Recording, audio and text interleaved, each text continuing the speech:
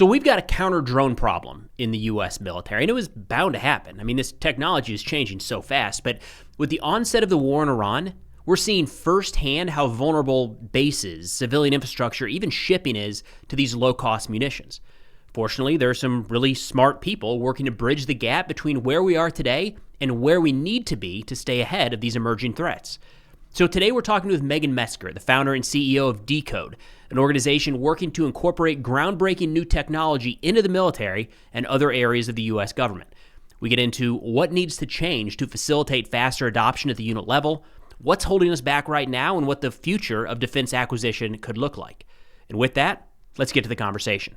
I think some of the concern that's coming up right now, and we just had somebody on earlier this week to talk about replenishing U.S. stockpiles. And we specifically talked about Patriot and THAAD and Tomahawks. And clearly those have been used a lot during the war in Iran, but they're all known entities, right? Like now getting them into production and fielded, I got it. There's a lot that goes into that, but we at least know what we're short and we're trying to build, and it's been done before.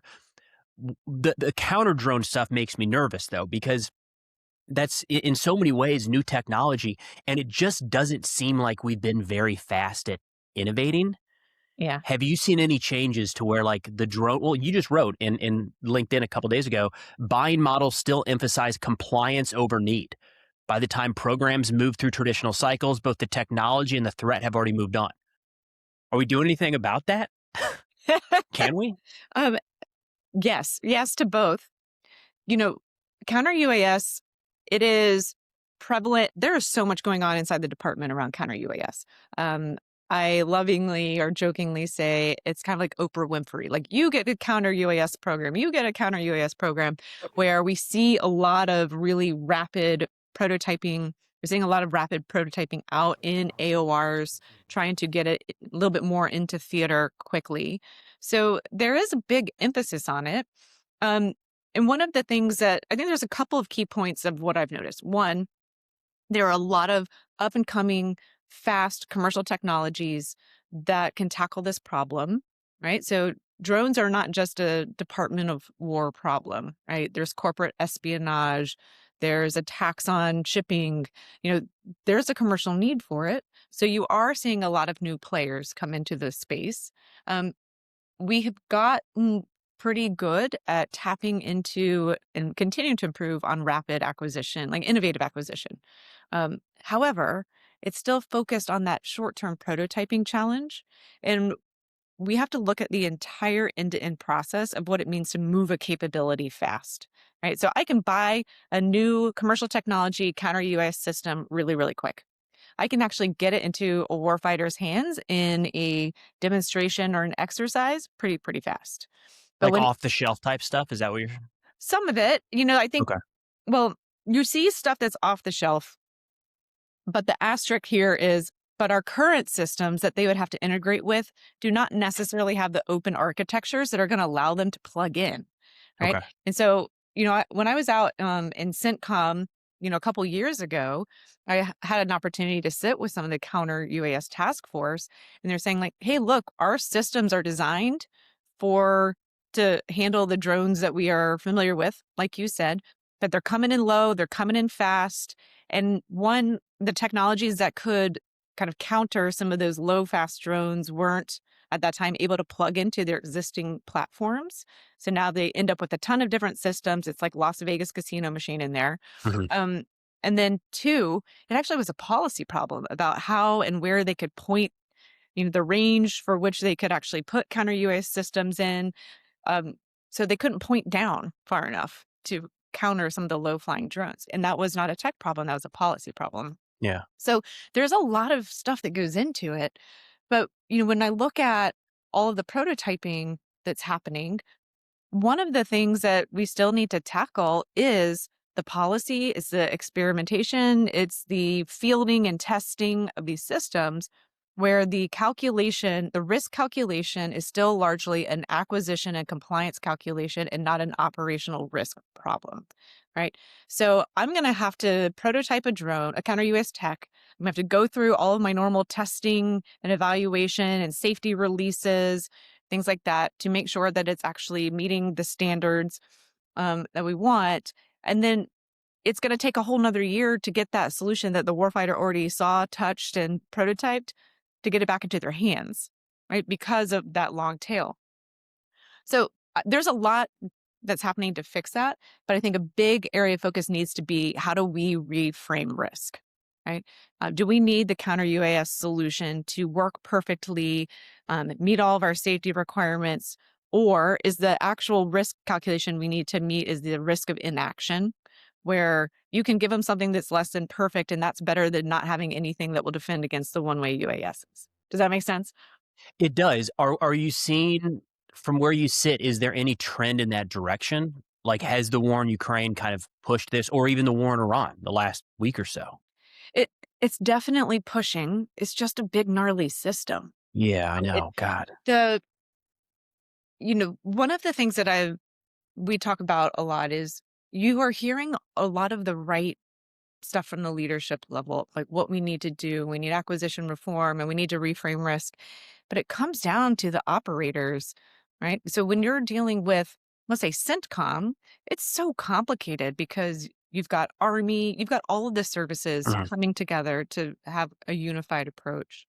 But the technologies that are acquired are still acquired within each of the services, right? So a counter UAS system, Army's working on stuff. We've got the Navy working on stuff. So you're still dependent on whatever person happens to be working that effort, that probably sitting back in the Pentagon somewhere to kind of sign off on testing or whatever the compliance problem might be, who's not in the theater necessarily experiencing what the operators are experiencing.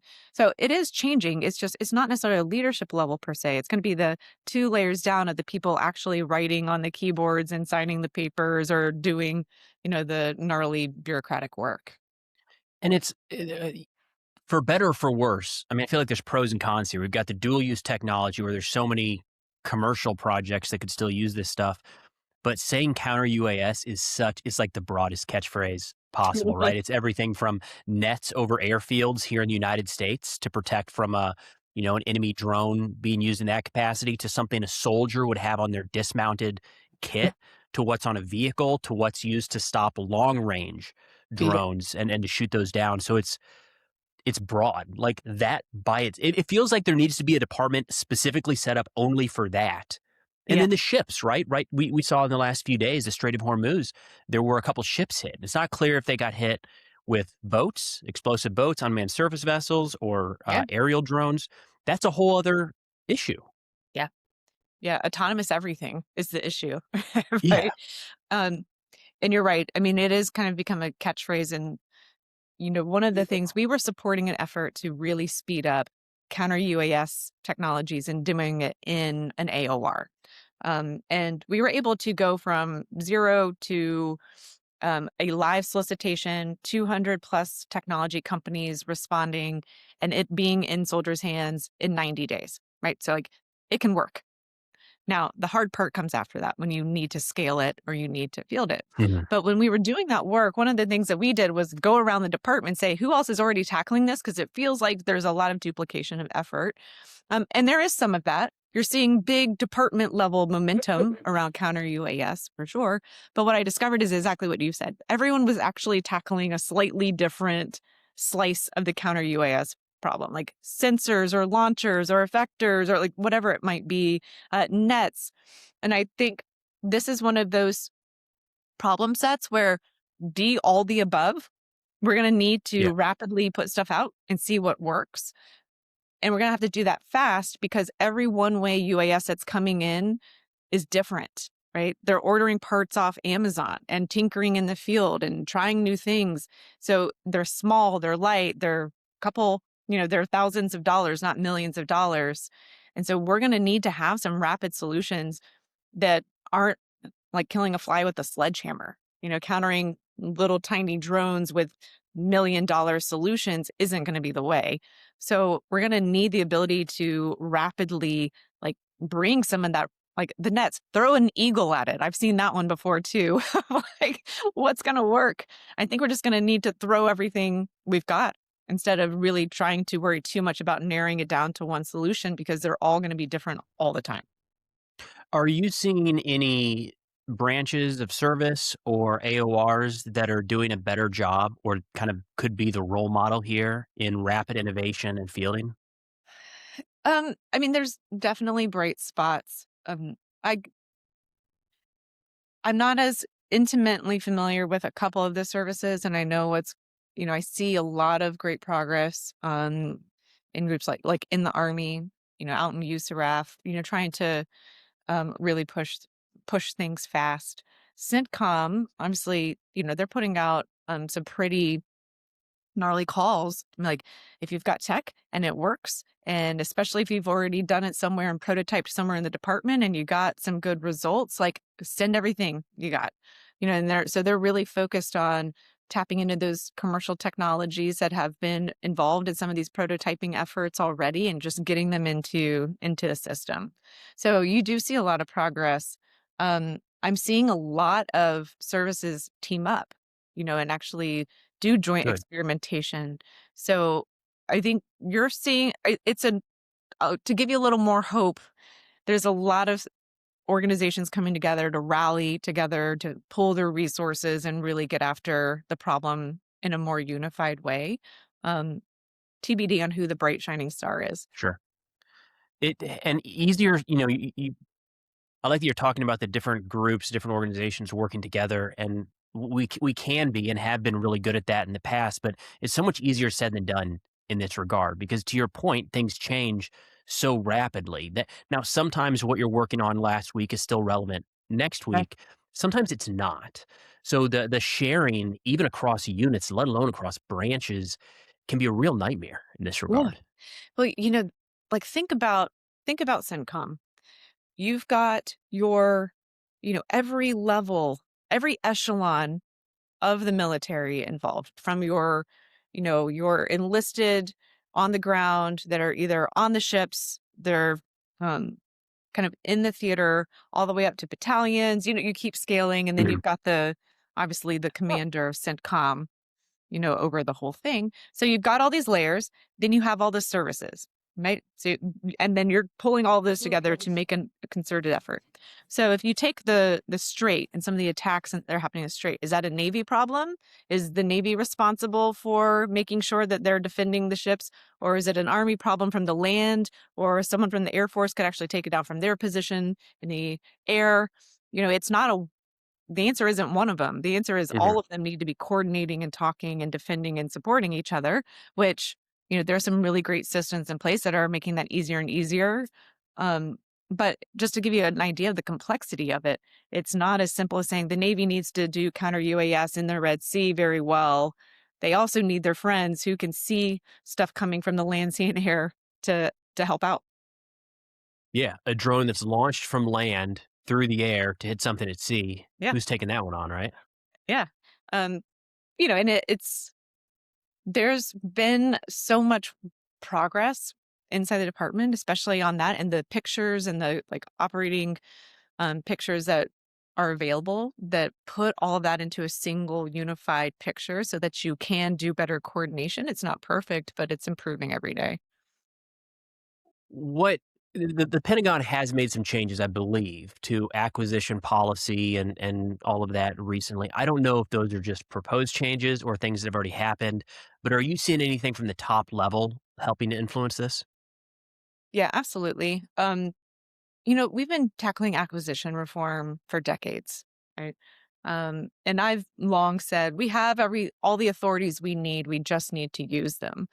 Um, this in the kind of more recent history here, there is definitely a shift in dialogue it's not just we gave you the authority. It is now you are expected to do it. And if you aren't tapping into innovative acquisition, you're not good at your job right now. You're seeing a lot more narrative, a little bit more top cover, a little bit more expectation setting around adopting these tools, and let's not let a good threat go to waste as a time to test it out and really push the envelope on those systems.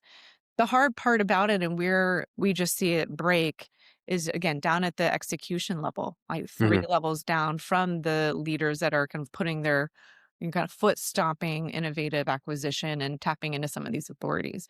Um, it's not a lack of patriotism, right? It is hard to keep up with where emerging technology is going, where acquisition reform went, what are you allowed to do, what are you not allowed to, and then who's in your chain of command that's either supportive of this or is going to come in and slap you for doing it, right? And that's still inconsistent, but there definitely has been progress and different kind of momentum and expectation than I've seen before. Yeah, I mean, to be fair, this is one of those where it's changing so rapidly that if we went all in on, let's say, short range quadcopters that can drop a grenade, when Yeah. that started happening in Ukraine, and we spent billions of dollars on acquiring that and standing everything up and fielding it and training courses, Yeah. it's kind of out of date now. Yeah. Like, yes, that technically is still used, but it is far from cutting edge tech. So it it makes sense that we're not jumping on everything so fast. But you mentioned part of this is kind of a compliance issue within the services. Yeah. Is that something we need to look at? Are we too strict with some of this technology? Maybe outdated norms? Absolutely. I Oh, okay. say yes. Great. I know it's going to be that straightforward. um, well, yeah, because what makes it complicated? Okay, let's just take rapid capability. That's what we're talking about here. How do you go from I have a need and I need it in the field in a meaningful way as fast as humanly possible, right? You've got acquisition challenges, you've got budget problems, you've got legal and compliance and policy going on. You've got process and you've got culture, right? You've got all of these things that need to come together differently. And all of those levers I just mentioned need to be hacked. Like the bureaucracy needs to be hacked inside all of those levers. So, we already talked about test and evaluation. What risk are we actually accounting for when we are doing test and evaluation? So we were working on a program, I won't name the service to protect the innocent, but one of the things, they could not move capability and ship software in under 24 hours, right? And what we found was this was not a tech problem. There just happened to be an old policy in their test and evaluation process that required software to be analyzed the same way you would analyze a new radar or a new missile, right? We were applying the same testing processes. We weren't adapting it based on how technology worked. Mm-hmm. That policy was written in 1991, right? When software, guess what? It's changed a little bit since then. A little bit, yeah. And then what was even more fascinating about it was a self-inflicted wound. It wasn't even statute. It was just a policy that someone wrote from inside their own program years ago, and no one realized they could change it. And when we actually went in and changed that policy, we sped up software delivery by over 9 months. So it's unsexy, but that's the stuff that's stopping us, right? I went to PCC5 for the Army last year, and there was a lot of really fascinating technologies, counter C2, you name it, you saw it. And repeatedly, when some of the senior leaders were asking questions on well, it seems to be working well and hitting your technical specs, what's stopping you from getting that into the field? And the answer continuously was, well, there's this policy that prevents us from sending data over, this band and whatever it might be. So I think a rapid policy action cell is what's needed for a lot of this, to just say, what's slowing you down? Oh, it's a testing policy. Let me see it. What do we do about it? Move it fast. And if we actually adopted that rapid capability mindset into some of those really unsexy parts of it, I think we'd see some even more progress. Is it DIUX? Is that something that they're doing? We got to go out there a year or two ago, and they were talking about just trying to do their best to get these startups to be able to compete in the defense space. Is that something that they're pushing as well? Yes and no. And I will asterisk that, what's happened in the last several months on DIU, I'm not the authoritative source on. Sure. But what, in our experience, those organizations are doing really incredible work on exactly what we said. Let's find the companies that aren't even working with a department that we could benefit from, and let's get them in the system. The big problem is with the catchers in the programs, right? So we can prototype. The department's really freaking good at prototyping. We can get stuff out to the field. We can get it. So we need to test it. But then the acquisition programs have to catch it. it lands in their lap and they go, well, what the hell do you want me to do with this? Right? Like, what budget line does it go to? What contracting mechanism? I've got like this huge contract with this existing vendor and they don't have open API standards. I can't connect to it, like dead on arrival. So focusing on the innovation catchers is what's going to really change the speed of the department and knocking down the barriers inside how those programs have to palm for things. And, let's put some fiscal agility in there. Let's relook at how we have to hit all of our milestones inside acquisition programs. A lot of those things are well intentioned, but they're calculating the wrong risk. They're calculating acquisition risk. With a lot of the big technology we've built over the years, again, thinking of like the Tomahawk and the Patriot and the THAAD, those are US systems, F-35. Yeah. And we build them over such long periods of time that we kind of have developed some of the best that's out there. It seems like that might be changing with drones, or at least if we want to stay at the top of the curve. And I think a good example is Ukraine right now is being asked to help with counter drone technology in the Middle East. Yeah. And that'd be great. They know what they're doing. When I heard that, my immediate thought was the headache of trying to incorporate in a Ukrainian product to the US military. Is there a way to do that, or is that something that we should be considering? Maybe even, we buy it and then onshore it and we have our own setup. Is there any precedent for that? It's been a long-standing point of, I'd say, just friction. It's a friction point because of what you talked about, like just the paperwork exercise of engaging with our partners. But we team up with coalition partners all the time, right? Like, it can be done. We do a lot of it in the reverse. Like, hey, we need our coalition partners to have better stuff so that they can support us. And so it's interesting to see that dynamic flipping a little bit.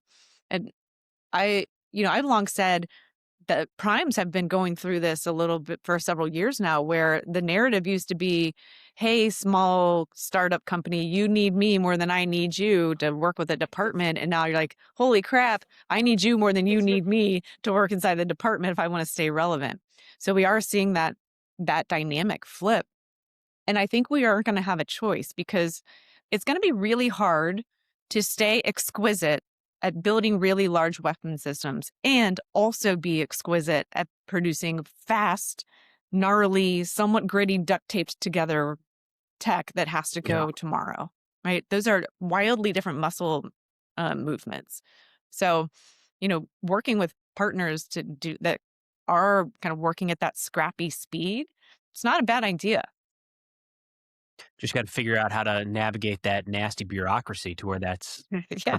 And I get it, right? I mean, we're just here kind of picking at the sides, but there's also a problem of how do you scale that then rather unique technology to be used by the entire army and not just one or two soldiers. So easier said than done. Yeah, for sure. And that's probably a little bit of what has to change too, because we're going to keep picking on counter UAS. Counter UAS in the Middle East might be wildly different than counter UAS in the Pacific, right? So I think a new way of looking at these capabilities and saying, like, do I need to really scale this?